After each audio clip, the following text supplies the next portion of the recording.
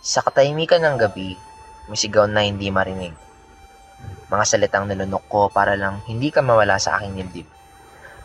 Hindi lahat ng sugat ay duguan ng anyo. Ang iba ay umingiti, mayakap at dahan-dahang kumapatay ng tao.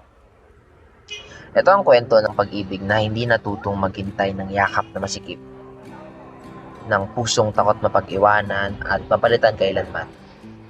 Kaya makinig ka kasi hindi ito awit ng romansa. Ito ay dasal ng pagsisisi. Nilamon kita hindi dahil ako ay gutom sa laman, kundi dahil gutom ako sa pansin, sa oras at sa salitang ako lang ang iyong tahanan. Pinirapiraso kita sa loob ng aking isip. Ginawa kitang alaala, ginawa kitang bisyo, ginawa kitang dahilan para mabuhay at para tuluyang maligaw. Minahal kita ng sakim, minahal kitang pilit, minahal kita ng sobra hanggang sa pag-ibig ay naging galit. Sa bawat tawa mo may kirot na sumisilip dahil alam kong may mundo kang hindi ko kayang sakupin. At sa takot na ikaw ay lumaya, pinili kong kainin ng liwanag mo para sa dilim ka na lang sumama. Kaya patawad. Kung ang yakap ko ay naging tanikala, kung ang halik ko ay naging alaala at paalala na ang pagmamahal ko ay may kapalit na kalayaan.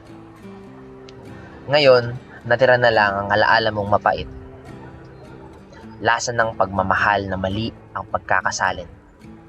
Ako ang nanakit, ako ang kumain, ako ang unti-unting nilalamon ng aking sariling kasalanan.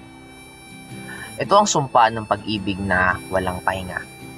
Ang dalhin ng multo ng minahal kahit tapos na ang sigwa. Sa mundong ito, ang kanibalismo ay hindi tungkol sa laman at ngipin, kundi sa pusong piniling umangkin kahit kapalit ay sariling pagkawasak at pagkitil. Kung ang sakaling marinig mo ang katahimikan ko, huwag kang lilingon. Ito ang huling pag-amin ko.